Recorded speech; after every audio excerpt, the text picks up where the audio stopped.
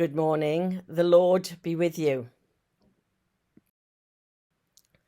I wonder if anyone knows what this is. Yes, it's a basket, and it's one that newborn babies sleep in. I'm sure some of you or your baby brothers or sisters slept in one of these. Did any of you get the name of the person from the Bible that this type of basket is named after?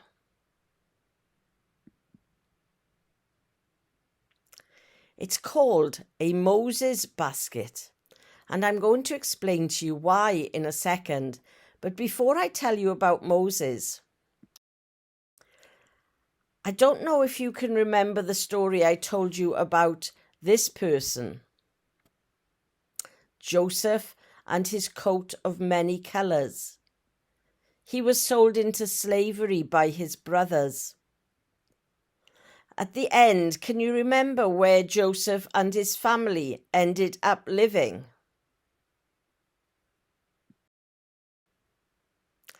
This picture perhaps will give you a clue.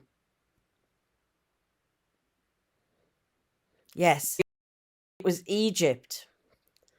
And for many years, the Hebrew people, also called Israelites, and the Egyptians got on very well. But eventually, the Pharaoh of the time felt that these foreigners, as he called them, were getting too powerful. So he ordered that all Israelite male babies were to be thrown into the river Nile. Now, one family had a beautiful, beautiful baby boy, and they were really worried about him. How were they going to keep him safe? Would they be able to hide him from the Egyptian soldiers? So his mum decided to weave a basket for her baby. She covered it with pitch or tar, which helped make it waterproof. And then she put the baby into the basket and she floated the basket on the River Nile. The baby's sister Miriam kept watch to make sure that the baby came to no harm.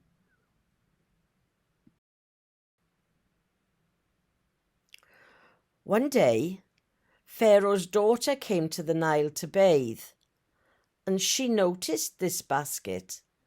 And when she looked in it, she was amazed. Here was this beautiful baby.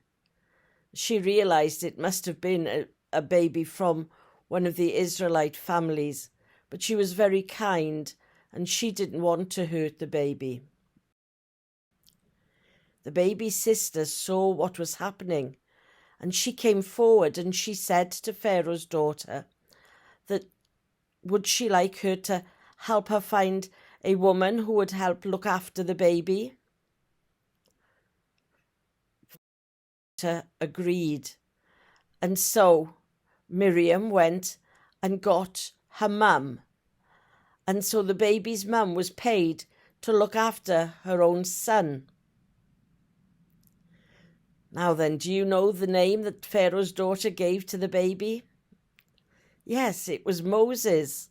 That's why it's called a Moses basket. The name came from a Hebrew word which meant to pull out of or to draw out of the water, which is exactly what Pharaoh's daughter had done to Moses. She had pulled him out of the water. Eventually, Moses went to live in the palace with Pharaoh's daughter. It was thanks to the love of his mother and to the kindness of Pharaoh's daughter that Moses survived to become a very important man in Jewish history. In the Bible, we hear of many women who cared for children in different ways. Some of them were their own children, Some of them were the children of other people. This is a photo, a painting of Hannah. She was very sad because she didn't have a baby, and then she gave birth to Samuel. If you remember, Samuel was a young boy that I told you about a few weeks ago. When Samuel was old enough, Hannah took him to the temple and to help the whole old priest Eli. It was Samuel who heard God's voice calling him.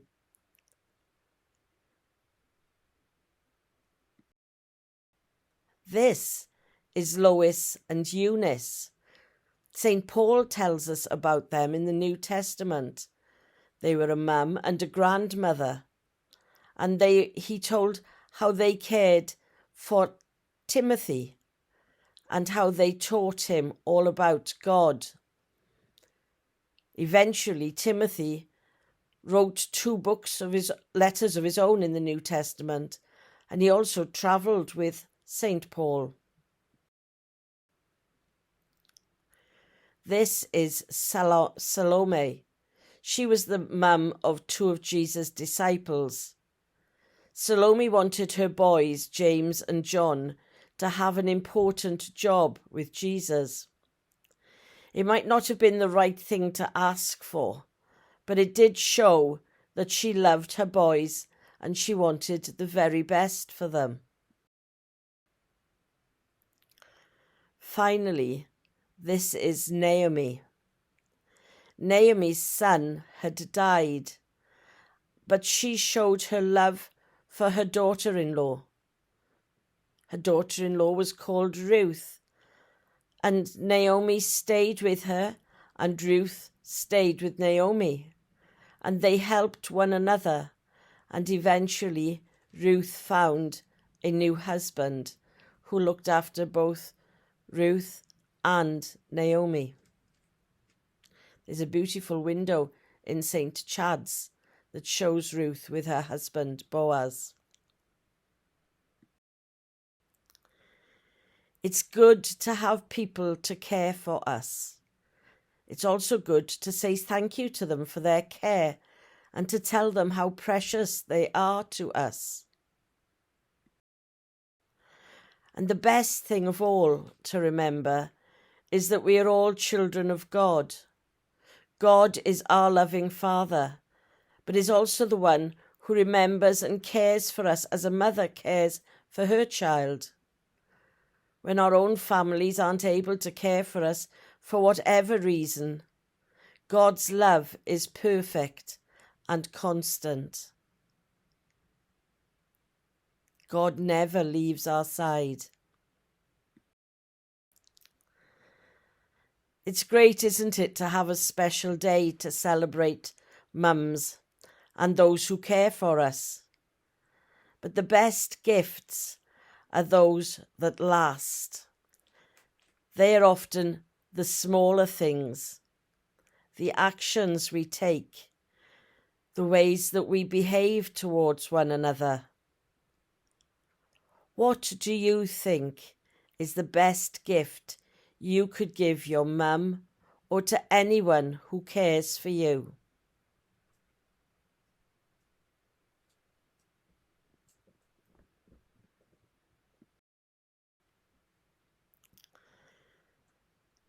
So, Lord, for those we love, thank you, Lord. For those who love us, thank you, Lord. For times when we feel peaceful, thank you, Lord. For times when we feel content, thank you, Lord. For times when people are kind to us, thank you, Lord. Go in peace. Be kind to one another.